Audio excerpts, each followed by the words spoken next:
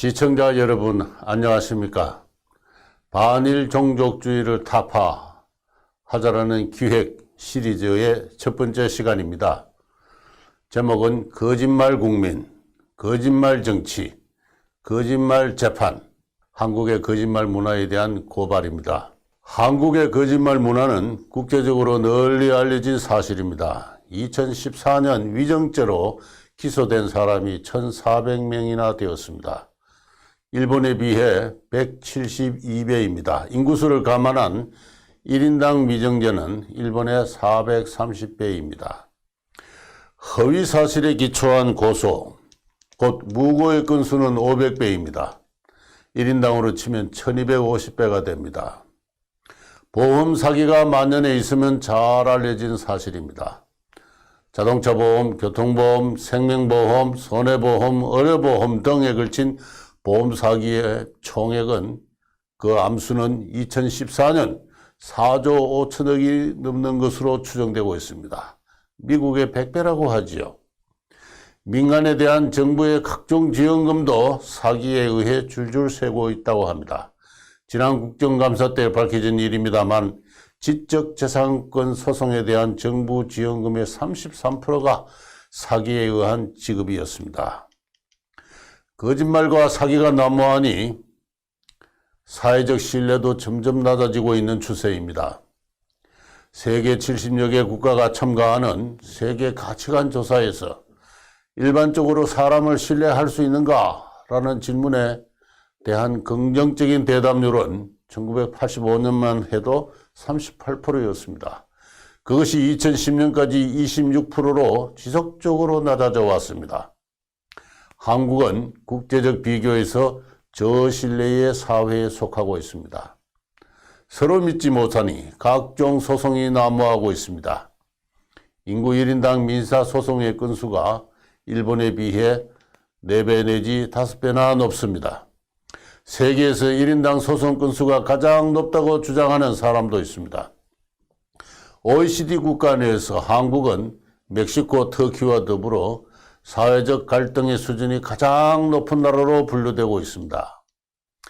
사회만 그런 것이 아닙니다. 정치가 거짓말의 모범을 보이고 있습니다.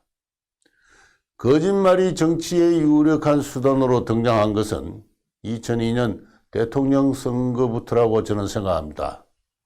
김대엽이란 사람이 민자당의 이회창 후보의 아들이 군대에 가지 않기 위해서 체중을 일부러 줄였다고 주장했습니다. 나중에 재판 결과로 판명이 되었습니다만 그것은 거짓말이었습니다. 그렇지만 전 국민이 그에 속았습니다. 그 거짓말에 대통령 선거의 판세가 바뀌었습니다. 이후 이 나라의 정치는 거짓말의 거대한 행진이었습니다. 미국에서 수입한 소고기를 먹으면 뇌에 구멍이 송송 뚫린다는 거짓말을 여러분은 잘 기억하고 있을 겁니다. 해군 함정 천안함이 북한군의 기습 공격으로 폭침하였습니다. 해군 장병 40여 명이 전사하였습니다. 그때도 온갖 유언 비어와 거짓말이 난무하였습니다. 북한의 소행임이 분명한 물증으로 밝혀졌음에도 불구하고 거짓말은 시들어들지 않았습니다. 박근혜 정부는 결국 거짓말에 쓰러지고 말았습니다. 세월호 사건이 그것입니다. 세월호가 침몰하는 그 시간에 대통령이 청와대에서 미용수술을 했느니 마약을 했느니 터무니없는 거짓말이 온 나라에 가득하였습니다. 최순실 사태가 터졌을 때 전국은 거짓말의 광란이었습니다.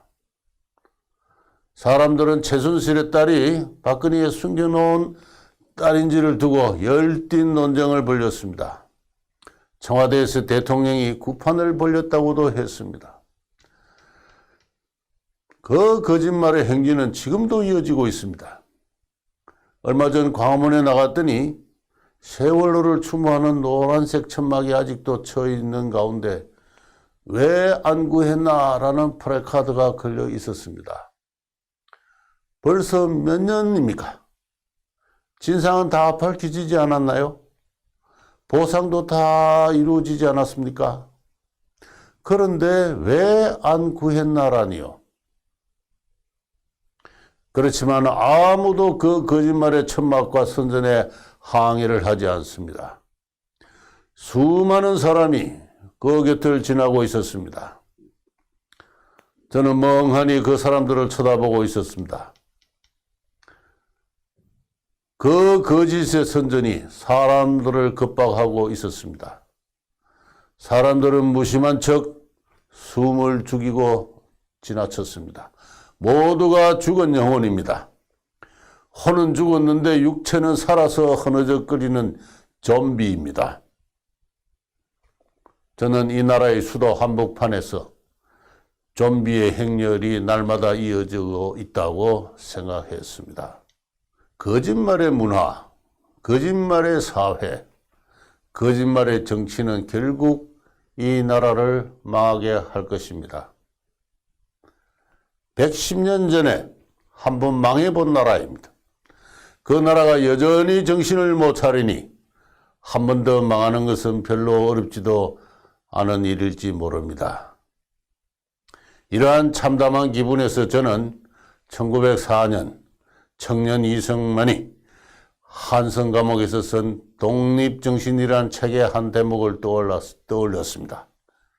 청년 이승만은 망국의 책임이 어디에 있는가라고 그 책에서 물었습니다. 다름 아니라 타락한 정신문화가 거짓말하는 악습이 이 나라를 망쳤다고 그는 절규했습니다. 그대로 인용해서 한번 읽어 드리겠습니다. 지금 이 대한을 이처럼 결단낸 가장 큰 원인이 무엇이냐고 하면은 바로 거짓말하는 것이 그 첫째라 할 수 있다. 그 거짓말하는 악습을 다 열거하면 실로 한량이 없다. 위에서는 아래를, 자식은 아비를 속이는데 남을 잘 속이는 자를 총명하다거나 지혜롭다고 하며 잘 속이지 못하는 자를 반편이니 천진이라고 한다. 부모가 자식을 가르칠 때도 남에게 속지 말라고 하며 선생이 제자를 교훈할 때도 거짓말로 칭찬하여 인간 천만사에 거짓말과 꾀가 들어가지 않는 곳이 없다. 이어서 말했습니다. 거짓말로 집안을 다스리고 거짓말로 친구와 교제하고 거짓말로 나라를 다스리고 거짓말로 세계와 교습하니 한두 사람이 사적인 일을 언언할 수도 없거니와 어찌 나라의 중대한 문제를 말하며 결정할 수 있겠는가. 이러므로 세계에서는 대한과 천국을 곧 거짓말 천지라 하여 공사나 영사를 뽑아보내면 참으로 정직한 사람은 이마를 찡그리고 머리를 흔들면서 부임해 오기를 좋아하지 않는데 실로 부끄럽고도 분한 일이다. 청년 이승만은 그렇게 이야기했습니다. 사람들이 서로를 속이고 거짓말을 능사로 여기는 나라, 다른 나라의 외교조차도 거짓말로 이루어져서 무슨 약조를 해도 믿을 수 없는 나라가 망국 직전의 대한제국이었습니다. 그런 나라가 망하지 않는다면 세상에 어떤 다른 나라가 망할 수 있단 말입니까? 청년 이승만의 절규가 가슴에 와 닿는 것은 바로 지금의 대한민국이 그 같은 거짓말의 문화, 거짓말의 정치, 거짓말의 외교로 전락하여서 이대로라면 필연코 또 한 번의 망국의 비애를 피할 수 없기 때문입니다. 드디어 거짓말은 이 나라 사법부에까지 깊숙이 침투하였습니다. 오로지 사실에 근거하여 정의의 원칙에 따라 강직하게 재판을 해야 할 이 나라의 판사들이 무엇이 사실인지 무엇인지 거짓말인지를 분간하지 못하는 가운데 엉터리 판결을 마구 내리고 있습니다. 얼마 전 대법원 합의부는 1941년에서 43년 사이 일본 제철에서 노무자로 일한 사람과 그의 자녀에 대해 신일본 제철이 1억 원의 배상금을 지불하라는 판결을 내렸습니다. 이 판결은 당시 일본 제철에서 일한 조선인 노무자들이 노예로 끌려가서 노예로 혹사당하였다는 사실을, 다시 말해서 세계가 분노하고 시효를 두지 않고 처벌하는 보편적인 반인권 범죄의 피해자임을 전제하고 있습니다. 그렇지만 이 전제는 전혀 사실이 아닙니다. 다소 거칠게 표현해서 새빨간 거짓말이라고도 할 수 있습니다. 그에 관해서는 앞으로 이 시리즈 강의에서 이우연 박사가 관련 최고 전문가입니다만 자세하게 설명해 드릴 겁니다. 1937년 이후 해마다 10만여 명 이상의 조선인이 자발적으로, 어떤 의미에서는 필사적으로 일본으로 건너갔습니다. 보다 높은 소득과 보다 좋은 직장을 찾아서입니다. 그 건수가 태평양 전쟁이 터지기 바로 전해인 40년에는 20만을 넘기도 했습니다. 이후 전쟁이 깊어짐에 따라 줄긴 합니다만 그래도 1944년까지 해마다 10만 명 이상의 조선인이 일본으로 자발적으로 건너갔습니다. 그와 별도로 1939년부터 노동력이 부족해진 일본 회사들이 조선에서 노무자를 모집하기 시작했습니다. 1939년에서 41년까지 대략 17만 명이 그 모집으로 일본에 갔습니다. 도착한 노무자의 3분의 1은 6개월 이내에 다른 직장으로 도망을 쳤습니다. 일본 회사의 모집을 일본으로 건너가기 위한 기회로 활용한 것이지요. 부작용이 심하자 1942년부터 총독부가 나서서 취업을 알선하기 시작했습니다. 이후 44년 8월까지 약 25만 명이 총독부의 알선을 통해서 일본으로 갔습니다. 모집이든 알선이든 당사자의 동의가 없이는 불가능한 노동계약 관계라고 하겠습니다. 전쟁 말기인 1944년 9월부터는 징용이 실시됩니다. 영장이 발부되고 응하지 않으면 처벌을 받는 전시동원 체제가 실시된 것이죠. 그런데 이번 재판의 원고들은 시기적으로 보아 모집과 알선에 의해 일본에 건너간 사람들입니다. 그런데 노예로 끌려갔다니요. 말이 되지 않습니다. 재판부는 역사적 사실이 어떠한지 알지도 못한 채 원고의 주장을 그대로 판결로 인정해버리고 말았습니다. 조선인 노무자들이 정상의 임금을 받지 않고 노예로 혹사당했다는 주장도 사실이 아닙니다. 그것은 1960년대부터 일본에 있는 조총연계 학자들이 조작해낸 거짓말이었습니다. 모집과 알선은 물론이거니와 징용의 경우조차도 임금은 정상으로 지불되었습니다. 그 점은 탄광과 공장의 임금 지불부를 통해서 알 수 있습니다. 그에 대해서도 나중에 이우연 박사가 나와서 직접 소개해 드릴 겁니다. 노무자들은 임금 소득의 일부를 본가로 송금하였습니다. 외국에서 우편함으로 송금된 액수는 1938년만 해도 연간 48만 원에 불과했습니다만은 일본으로 모집이 시작된 1939년에는 갑자기 106만 엔으로, 1943년에는 452만 엔으로까지 증가했습니다. 전쟁이 끝나는 혼란통에 미불임금이나 미불예금, 채권, 보험 등이 있었던 것은 사실입니다. 미불임금이라고는 하나 대개 1-2개월의 소액에 불과했습니다. 일본 정부는 장차 한국으로부터 제기될지 모를 청구에 대해서 미불임금, 예금, 채권, 보험 등을 금융기관에 공탁해 했습니다. 대략 2천만 달러의 총액이었습니다. 개인이나 회사가 보유한 예금, 채권, 보험 등이 그 주종을 이루었습니다. 미불임금은 얼마 되지 않았습니다. 1965년 한국 정부는 국교 정상화를 위한 교섭의 결과로 일본 정부로부터 청구권을 포함한 경제협력 자금의 명분으로 3억 달러를 수령하였습니다. 당초 일본 정부는 한국인이 보유한 일본의 기업과 회사, 정부에 대해서 보유한 채권에 대해서는 일본 정부가 당자에게 직접 지급하겠다는 입장을 취했습니다. 그에 반해 한국 정부는 장차 제기될 일체의 청구권을 포함하여 이를 완전히 그리고 영구히 청산한다는 명분을 붙여서 3억 달러를 일괄 수령하였던 것입니다. 그렇게 강하게 일본 정부의 요구를 했던 것입니다. 이후 박정희 정부가 민간에 보상을 행하는 것은 1975년과 77년의 일입니다. 그래서 한국인이 보유한 대일 채권은 그로 인해서 얼추 청산이 되었던 것입니다. 그러자 그에 제외된 사람들의 정서를 자극하면서 강제 연행설과 노동 노예설이 확산되기 시작했습니다. 광주 사태의 피해자와 생존 일본군 위안부에 대한 거액의 배상이 실시된 것도 한편의 요인이었습니다.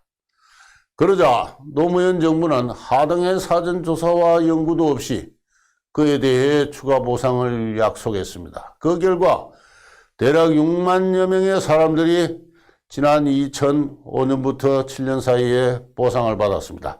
사망자에게는 2천만 원을, 부상자는 부상의 정도에 따른 차등 지급을, 생환자에게는 연간 80만 원의 의료비 보조를 지급하는 내용이었습니다. 어쨌든 이 같은 지난 40년에 걸친 50년에 걸친 경과에도 불구하고 이번 재판을 제기한 원고들은 그들이 또다시 일본 기업으로부터 보상을 받을 권리가 있다고 주장하였습니다.